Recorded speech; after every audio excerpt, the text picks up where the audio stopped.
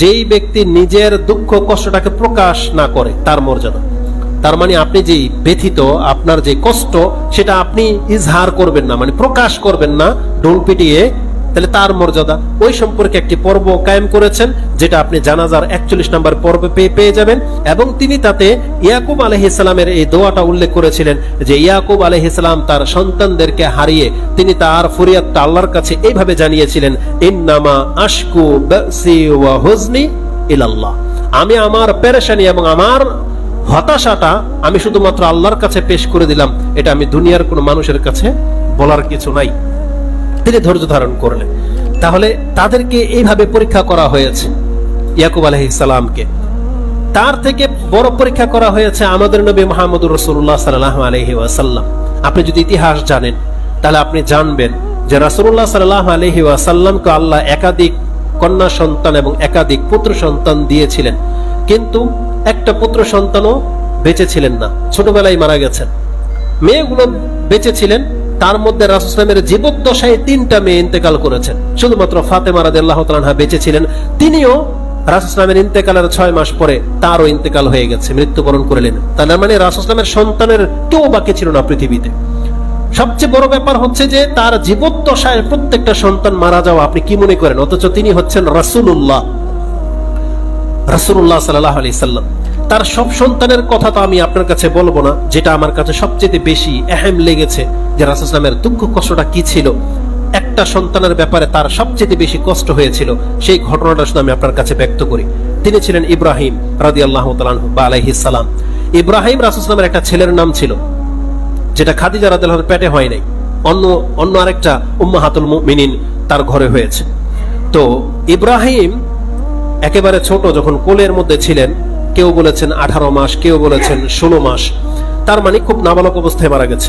আনাস রাদিয়াল্লাহু তাআলা তিনি বলেন, কালা রাসূলুল্লাহ সাল্লাল্লাহু আলাইহি সাল্লাম ফাআখাযা ইব্রাহিমকে কোলে নিলেন, যখন মরে যাবে সেই মুহূর্তে কোলে নিলেন, চুমু খেলেন, চোখে মুখে লাগালেন। তারপরে রাসূলুল্লাহ সাল্লাল্লাহু আলাইহি সাল্লাম বেরিয়ে আসলেন, আবার একবারে মুমূর্ষু অবস্থায় তার কাছে গেলেন, তারপরে কোলে নিয়ে তখন তিনি কান্না করলেন। রাসূলুল্লাহ সাল্লাল্লাহু আলাইহি সাল্লাম তাজরিফান, রাসূলের দুই চোখ ভরে অজস্র ভাবে তিনি কান্না করতেছেন। আব্দুর রহমান বিন আউফ তিনি বলতেছেন, ওয়া আনতা ইয়া রাসূলুল্লাহ, আপনিও কান্না করেন? রাসূলকে বলছেন, আপনিও কান্না করেন, যেটা আপনি আমাদেরকে নিষেধ করেন এই ব্যাপারে। তখন রাসূল সাল্লাল্লাহু আলাইহি ওয়াসাল্লাম বলতেছেন, হে ইবনে আফফান, ইন্নাহা রাহমাহ, এই যে কান্না চলে আসে এটা হচ্ছে রহমত, কিন্তু এই দুঃখ বেদনাটা এমন যেন না হয়, ইন্নাল আইনা তাদমান, চোখ তো ঝরবে, ওয়াল কালবা ইয়াহজুন, এবং অন্তর ব্যথিত হবে, ওয়ালা নাকুলু ইল্লা মা ইয়ারদা রাব্বুনা, তবে আমরা মুখে এমন কোনো কথা বলবো না যেটা আমাদের প্রতিপালক অসন্তুষ্ট হয়ে যাবে। তার মানে আপনার যত দামি সম্পত্তি হোক না কেন, যত দামি ব্যক্তিত্বই হোক না কেন, সে যদি ইন্তেকাল হয়ে যায়, মরে যায়, তার মানে আমাদের চোখ তো ঝরবে, অন্তর ভীতিত হয়ে যাবে, কিন্তু জবান দিয়ে এমন কোন অকল্যাণকর কোন কথা আপনার বের হতে পারে না যেটাতে আল্লাহ সুবহানাহু ওয়া তাআলা অসন্তুষ্ট হয়ে যাবে। কেননা আজকে অধিকাংশ মুসলিম মা বোনদেরকে দেখা যায় তারা এই ধরনের মন্তব্য করে, যাদের সন্তান একটু সুঠাম বা একটু সাবালক হয়ে গেছে বা অনেক আদরের হয়ে যায়, তখন তাকে যদি কেউ মেরে দেয় বা কোনো কারণে গুম হয়ে যায় বা মরে যায়, তখন সে আল্লাহকে গালি দিতে থাকে। আমাদের চোখের সামনে এমন অনেক দৃশ্য আমি দেখেছি। আমাদের এলাকার একটা মহিলা আমাদের ক্লাসমেট ছিল, তো ওনার একটা বড় ছেলেকে ক্রস ফায়ারে মেরে দিয়েছিল র্যাব, যদিও সন্ত্রাস ছিল বা কিছু, তো যে র্যাব মেরে দিয়েছে, যেটা আমাদের ক্লাসমেট। সেই সুবাদে আমি যখন সৌদি আরব থেকে এসেছি, তার মায়ের সাথে আমার দোকানে দেখা, তখন আমি জিজ্ঞেস করলাম, আপনি কেমন আছেন? সুবহানাল্লাহ, আসলে আমাকে তাকে জিজ্ঞেস করার দরকার ছিল না, কারণ অজ্ঞদের থেকে আপনি যত দূরে থাকবেন তত বেটার। আমি যখন তাকে জিজ্ঞেস করলাম আপনি কেমন আছেন, উনি এমন কিছু মন্তব্য করলো আল্লাহ সম্পর্কে যেটা আমার কান শোনার জন্য প্রস্তুত ছিল না, অথচ তিনি মুসলিম। অতএব আমরা প্রত্যেকে সতর্ক সাবধান হয়ে যাই। দেখেন, আমরা আল্লাহ সুবহানাহু ওয়া তাআলার একেবারে তুচ্ছ একটা সৃষ্টি। আপনি যা কিছু করেন, আল্লাহর সামান্যতম অপমান, সামান্যতম ক্ষতি আপনি করতে সক্ষম নন, বরং আপনি নিজেই নিজেকে ধ্বংসের দিকে ঠেলে দিলেন। আল্লাহ সুবহানাহু ওয়া তাআলার শানে বাজে মন্তব্য করে আপনি নিজেই নিজেকে ধ্বংসের দিকে ঠেলে দিলেন। বরং এইভাবে আল্লাহ পরীক্ষা করে থাকে তার বান্দাদেরকে, যে আমার বান্দার আমার সম্পর্কে কি ধারণা করে। এটাই না রাসূল সাল্লাল্লাহু আলাইহি ওয়াসাল্লাম বলেছেন, আনা ইনদা জান্নি আবদি বি, আল্লাহ বলেছেন আমি আমার বান্দার ধারণাতীত তার সাথে থাকি, ও আমার সম্পর্কে যেমন ধারণা করবে আমি ওর সাথে এমন আচরণই করব। এজন্য আমাদেরকে ভালো আচরণ করতে হবে, ভালো মন্তব্য করতে হবে। মুহাম্মদুর রাসূলুল্লাহ সাল্লাল্লাহু আলাইহি ওয়াসাল্লামের মতন ব্যক্তি যদি বলতে পারে এই কথা, যে আমি আমার জবান দিয়ে এমন কোনো কথা বলতে পারি না যেটা আমার রব অসন্তুষ্ট হয়ে যাবে। তো চোখ ঝরতেছে এবং তিনি ব্যথিত, এটা বললেন।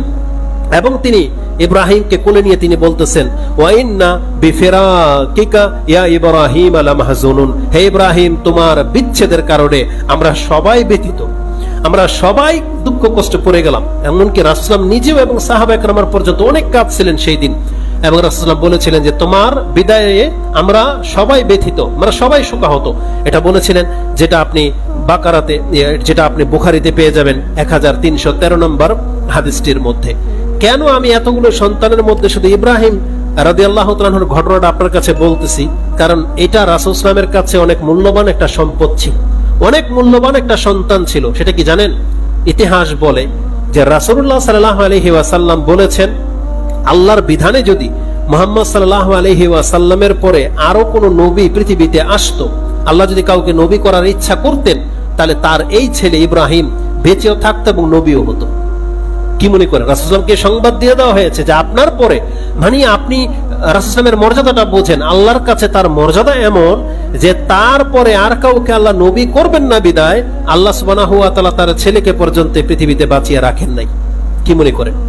আমরা অনেক সময় এই যে মক্কার মুশরিকরা রাসূল সাল্লাল্লাহু যে গালি দিত যে সে হচ্ছে খোজা, মানে আপাহিজ, বা যেটাকে কি বলে সন্তান যাদের না থাকে, ছেলে সন্তান যাদের না থাকে, এমন করে গালি দিত। কিন্তু ওরা তো আল্লাহ সুবহানাহু ওয়া তাআলার হিকমা বোঝে না। এখানে তার সন্তানগুলো, তার ছেলেগুলো বেঁচে না থাকাটাই ছিল রাসূল সাল্লাল্লাহু আলাইহি ওয়াসাল্লামের জন্য সম্মান। কেন?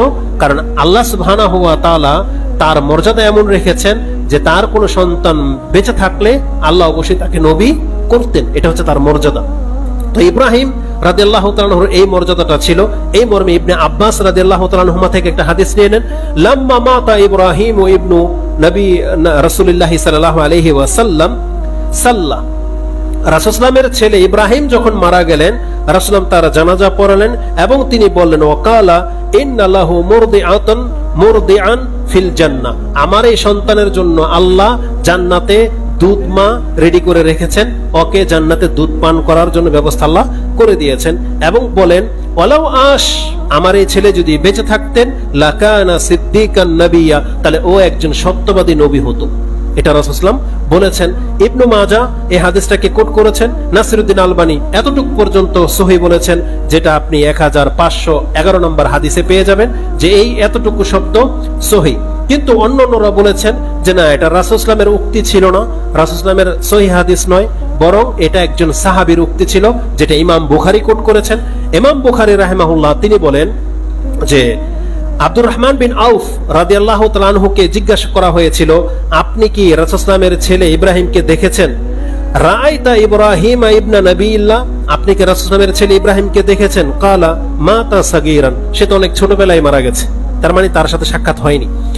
ওয়ালাউ কুদিয়া আইয়াকুনা বাদা মুহাম্মাদিন সাল্লাল্লাহু আলাইহি ওয়াসাল্লাম নবিয়্যুন আশা ইবনাহু, যদি আল্লাহর বিধানের মধ্যে রাসূলের পরে অন্য কোন নবী পৃথিবীতে আসার কোন বিধান থাকতো, তাহলে আল্লাহ রাসূল সাল্লাল্লাহু আলাইহি ওয়াসাল্লামের এই ছেলেটাকে বাঁচিয়ে রাখতেন এবং এও নবী হতো। এটা ইমাম বুখারী কোট করেছেন। এবং এই হাদিসটাকে আকীদার বড় একটা মানদণ্ড বানানো হয়েছে। কাদিয়ানীদের বিপক্ষে যাবে এটা।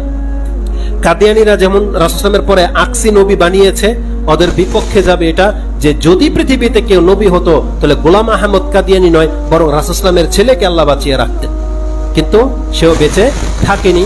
এটা ইমাম বুখারী কোট করেছেন, যেটা আপনি 6194 নম্বরে পেয়ে যাবেন। তাহলে আব্দুর রহমান বিন আউফ তিনি বলতেছেন যে রাসূলের এই ছেলের মর্যাদা ছিল যে তিনি যদি নবী হওয়ার মতো কেউ বাকি থাকতো পৃথিবীতে, তাহলে এই ছেলেকে আল্লাহ বাঁচিয়ে রাখতেন এবং নবী করতেন। তাহলে রাসূলুল্লাহ সাল্লাল্লাহু আলাইহি ওয়াসাল্লাম এটা জানার পরে যখন সেই সন্তান তার কোলে মারা যাচ্ছে, চোখ দিয়ে পানি ঝরতেছে, বলেন তো দেখি এবার রাসূল সাল্লাল্লাহু আলাইহি ওয়াসাল্লামের এই ছেলের চেয়ে বা সাহাবা একরামদের চেয়ে কি আমাদের প্রিয়জন, আমাদের সন্তান বেশি দামি? কি করে হতে পারে এটা? বরং রাসূল সাল্লাল্লাহু আলাইহি ওয়াসাল্লামের আরেকটা ঘটনা আমি আপনার কাছে তুলে ধরি। আনাস রাদিয়াল্লাহু তাআলা তিনি বলতেছেন, কানাত রাসূলুল্লাহ সাল্লাল্লাহু আলাইহি ওয়াসাল্লাম শাহরান হিনা কুতিলাল কুররা, যখন 70 জন সাহাবীকে কোররা এরা হচ্ছে হাদিস মানে কোরআনের হাফেজ, 70 জন সাহাবীকে যখন মিথ্যা কথা বলে নিয়ে গিয়ে হত্যা করে দেওয়া হয়েছিল, 70 জন, কাউকে বাকি রাখা নাই। একজন শুধু একটু পায়ে খোঁড়া ছিল, এমন একজন সাহাবী ল্যাংড়া, উনি শুধু বেঁচে ছিলেন, তিনি কোনোভাবে মদিনাতে ফিরে আসতে পেরেছিলেন। কিন্তু রাসূল সাল্লাল্লাহু আলাইহি ওয়াসাল্লামের কাছে আগেই সংবাদ দিয়ে দেওয়া হয়েছে যে আপনার এই 70 জন সাহাবীকে তারা শহীদ করে দিয়েছে কোনো একটা এলাকায় নিয়ে গিয়ে মুনাফিকরা। তো 70 জন সাহাবীকে যখন শহীদ করা হলো, তখন রাসূলুল্লাহ সাল্লাল্লাহু আলাইহি সাল্লাম যারা হত্যা করেছিল ওই পাপীদের শানে বা পাপীদের বিরুদ্ধে 1 মাস টানা তিনি কুনুতে নাযিলা করেছেন, মানে বদদুয়া করেছেন 1 মাস। এবং আনাস রাদিয়াল্লাহু তাআলা তিনি বলেন, ফামা রাআইতু রাসূলুল্লাহ সাল্লাল্লাহু আলাইহি ওয়াসাল্লাম হাজিনা হুজনান কাত্তুন আশাদ্দ মিনহু। এই 70 জন শহীদের কারণে রাসূল সাল্লামকে যত ব্যথিত হতে আমি দেখেছি, অন্য কোন ঘটনাতে এত ব্যথিত হতে দেখিনি। কি মনে করেন, কোরআন নাজিল হয়েছে আর তার মধ্যে 70 জন হাফেজকে যদি, 70 জন শিক্ষককে যদি মেরে দেওয়া হয়, তার বাকি থাকে কে? রাসূলুল্লাহ এত বেশি ব্যথা পেয়েছিলেন যে টানা 1 মাস তাদের উপরে বদদুয়া করেছেন এবং অনেক বেশি তিনি পেরেশান এবং ব্যথিত ছিলেন। কিন্তু তারপরেও কি রাসূলুল্লাহ সাল্লাল্লাহু আলাইহি সাল্লাম এমন কোন মন্তব্য করেছেন যেটা আল্লাহ সুবহানাহু ওয়া তাআলাকে কষ্ট পেতে হয়, আল্লাহ সুবহানাহু ওয়া তাআলার খেলাফ চলে যায়? তিনি এটা করেননি। তো তাদের চেয়ে, রাসূল সাল্লাল্লাহু আলাইহি সন্তানের চেয়ে আমার এই সন্তান, আমার এই আত্মীয় নিশ্চয়ই অনেক দামি নয়। যদি রাসূলুল্লাহ সাল্লাল্লাহু আলাইহি ওয়াসাল্লাম তাদের ক্ষেত্রে ধৈর্য ধারণ করতে পারেন, সাহাবায়ে কেরামরা যদি ধৈর্য ধারণ করতে পারেন, তাহলে আমাদেরকেও এই ধৈর্য অবলম্বন করতে হবে। আর সবথেকে বড় ব্যাপার হলো, যিনি স্বয়ং রাসূলুল্লাহ, তারই তো ইন্তেকাল হয়ে গেছে। আপনি বলেন তো দেখি, তার মৃত্যুর শোকে কোন দিন আপনি শোক পালন করেছেন? যেভাবে একটা সন্তান মারা যায়, যেভাবে কারো পিতামাতা মারা যায়, যেভাবে কারো ভাই বোন মারা যায়, আর আত্মীয় স্বজনরা যেভাবে চিৎকার করে, আপনি বলেন তো আপনার জীবনে রাসূল সাল্লাল্লাহু আলাইহি মৃত্যুকে কেন্দ্র করে কোনোদিন এতটা কষ্ট অনুভব হয়েছিল কিনা? আপনি কোনোদিন ফিল করেছিলেন কিনা যে আমার কলিজার টুকরা রাসূলুল্লাহ সাল্লাল্লাহু আলাইহি ওয়াসাল্লাম ইন্তেকাল করেছেন? এটা আপনি মেনে নিয়েছেন? কিভাবে মেনে নিলেন? আপনার চোখ দিয়ে তো একটা ফোঁটা পানিও ঝরে না। তো সাহাবায়ে কেরামরা মেনে নিয়েছিল।